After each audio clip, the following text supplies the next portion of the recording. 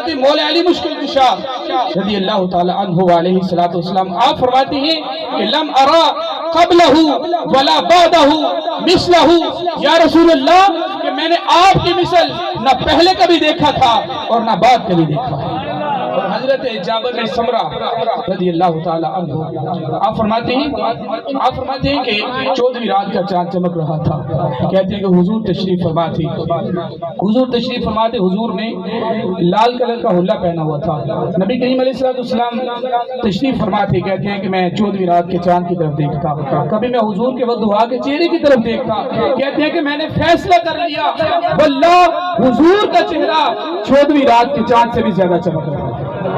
حضور کا چہرہ 14ویں رات کے چاند سے بھی زیادہ چمک رہا ہے۔ اور حضرت حسان بن ثابت نے حضور کے چہرے کو دیکھ کر کیا کہا، وَأَحْسَنُ مِنْكَ لَمْ تَرَ قَطُّ عَيْنِي وَأَجْمَلُ مِنْكَ لَمْ تَلِدِ النِّسَاءُ، یا رسول اللہ آپ جیسا حسین و جمیل میری آنکھ نے کبھی دیکھا ہی نہیں ہے، وَأَجْمَلُ مِنْكَ لَمْ تَلِدِ النِّسَاءُ آپ جیسا حسین و جمیل کسی ماں نے پیدا نہیں فرمایا،